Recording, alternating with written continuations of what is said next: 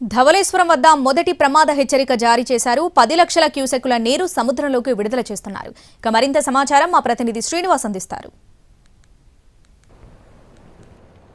ఎగువ ప్రాంతాల నుంచి వస్తున్న భారీ వరద నీటితోటి ధవళేశ్వరం బ్యారేజ్ దగ్గర మొదటి ప్రమాద హెచ్చరికను మించి గోదావరి ప్రవహిస్తూ జరుగుతున్నది. 11.75 అడుగులకు గోదావరి వరద నీటి మట్టం చేరుకున్న తర్వాత ఇక్కడ మొదటి ప్రమాద హెచ్చరికను జారీ చేయడం జరిగింది. 10 లక్షలకు పైగా క్యూసెక్కుల నీటిని సముద్రంలోకి విడుదల చేయడం జరిగింది. అయితే ఇప్పుడు ప్రస్తుతం చూసినట్లయితే గోదావరి వరద నీటి మట్టం 10.90 అడుగుల వద్ద గోదావరి వరద నీటి మట్టం కొనసాగుతుంది. అయితే ఇది మరింత పెరిగే అవకాశం ఉన్నది. ప్రస్తుతం చూసినట్లయితే ఇక్కడ 10,30,000 క్యూసెక్కుల నీటిని సముద్రంలోకి విడుదల చేస్తున్నారు. అయితే ఇక్కడ ప్రస్తుతం చూసినట్టయితే ఇంకా గోదావరి వరద నీటి మొత్తం ఇంకా ఎగువ పెరిగే అవకాశం కూడా ఉంది. అయితే ధవళేశ్వరం బ్యారేజ్ దగ్గర నుంచి ఈ విజయేశ్వరం వరకు ఉన్న మొత్తం 175 గేట్లను కూడా పూర్తిగా ఎత్తివేయడం జరిగింది. దీంతో ఈ ఎగువ ప్రాంతాల్లోంచి వస్తున్న వరద నీరు అంతటినీ కూడా దిగువకి విడుదల చేస్తున్నారు. ఇంకా ఇది 13.75 అడుగులకు గోదావరి వరద నీటి మట్టం చేరుకున్నట్లయితే రెండవ ప్రమాద హెచ్చరికను జారీ చేసే అవకాశం ఉంటుంది. అయితే ధవళేశ్వరం బ్యారేజ్ దగ్గర అప్పుడు 13 లక్షలకు పైగా క్యూసెక్కుల నీటిని సముద్రంలోకి విడుదల చేస్తారు. అలాగే ఇక్కడ ప్రస్తుతం చూసినట్లయితే భద్రాచలం దగ్గర గోదావరి వరద నీటి మట్టం క్రమేపీ పెరగడం జరుగుతున్నది. అక్కడ 48 అడుగులకు గోదావరి వరద నీటి మట్టం చేరుకోవడం జరిగింది. మరొక అడుగు పెరిగితే అక్కడ రెండో ప్రమాద హెచ్చరికని జారీ చేసే అవకాశం ఉంటుంది. దాని తర్వాత ఇక్కడికి రావడానికి 24 గంటల సమయం పట్టే అవకాశం ఉంటుంది. కనుక రేపటికి ఇక్కడ ధవళేశ్వరం బ్యారేజ్ దగ్గర కూడా రెండవ ప్రమాద హెచ్చరికను జారీ చేస్తారని అధికారులు అంచనా వేయడం జరుగుతుంది.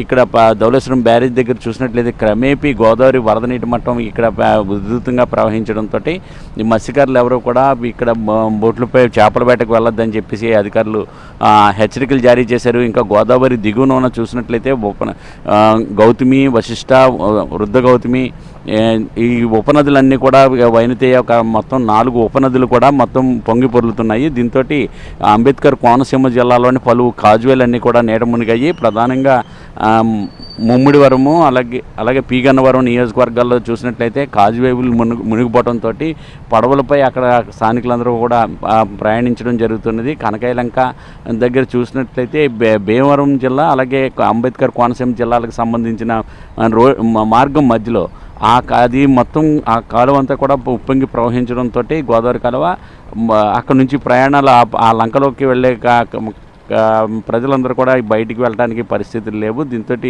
బాహ్య ప్రపంచంతో సంబంధాలు తెగిపోవడంతో అక్కడ అధికారులు ఇంజన్ బోట్లను ఏర్పాటు చేయడం జరిగింది. దీంతో అక్కడ ప్రజలందరూ కూడా అటేపు నుంచి భీమవరం జిల్లా నుంచి ఇటువైపు అంబేద్కర్ కోనసీమ జిల్లాకు రావడానికి అన్నిటి కూడా ఇంజిన్ పడవల సహాయంతో వాళ్ళు రాకపోకలు నిర్వహించడం జరుగుతుంది. నిత్యం వందలాది మంది అక్కడ ప్రయాణించడం జరుగుతుంది. అలాగే పీగన్నవరం నియోజకవర్గంలోని పలు కాజువేలు కూడా నీట మునిగాయి. ముమ్మిడివరం నియోజకవర్గాల్లో కూడా పలు కాలువేలు నీట మునగడంతో అక్కడంతా కూడా ఆ నీటిలోని ఈ వరద నీటి వల్లనే వాళ్ళందరూ కూడా జనం అంతా కూడా ఇప్పుడు ప్రయాణాలు ఇంకా కొనసాగిస్తున్నారు. అయితే గోదావరి మరింత పెరిగే అవకాశం ఉన్న కారణంగా అక్కడ కూడా బోట్లను ఏర్పాటు చేయాలని చెప్పేసి అధికారులను నిర్ణయించడం జరిగింది. ఇప్పటికే 30 బోట్లను కూడా సిద్ధం చేశారు. అన్ని ఈ కలెక్టరేట్ల కార్యాలయంలోని అంటే తూర్పుగోదావరి జిల్లా అలాగే అంబేద్కర్ కోనసీమ జిల్లా, అల్లూరి సీతారామరాజు జిల్లా 3 జిల్లాలకు సంబంధించిన కలెక్టరేట్లలో కూడా అలాగే రంపచోడవరం సబ్ కలెక్టర్ కార్యాలయంలో కూడా కంట్రోల్ రూమ్లను ఏర్పాటు చేశారు.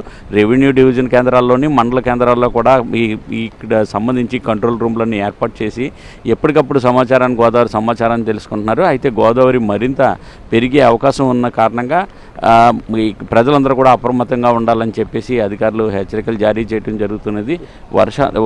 గత 5 రోజులుగా ఎడతెరిపి లేకుండా కురుస్తున్న వర్షాల కారణంగా గోదావరి ఈ ఎగువ ప్రాంతాలతో పాటు గోదావరి పరివాహక ప్రాంతాల్లో కూడా భారీగా వర్షాలు కురుస్తున్నాయి. దీంతో గోదావరిలో అంటే ఎగువ ప్రాంతాల్లో ఉన్న సబరి నది కూడా పొంగి పొరలి ఇక్కడ గోదావరిలో కలవడంతో అక్కడ గోదావరి వరద నీటి మట్టం కూడా క్రమేపీ పెరుగుతుంది. అలాగే విలీన మండలాల్లో చూసినట్లయితే విలీన మండలాల్లో కూడా ఇప్పటికే విఆర్పురం, కోనవరం, ఎట్టపాక, చింతూరులోని పలు పోలవరం నిర్వసిత ప్రాంతాలన్నీ కూడా ముంపుకు గురి కావడం జరిగింది.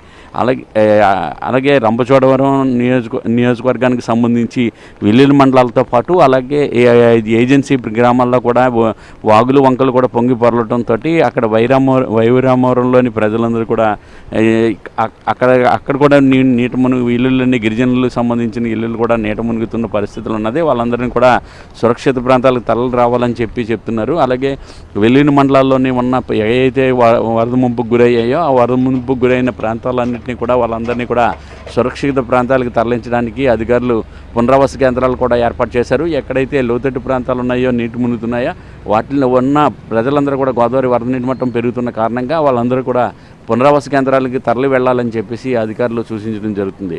కెమెరామెన్ వాసుతో శ్రీనివాస్, ఎన్టీవీ, రాజమండ్రి.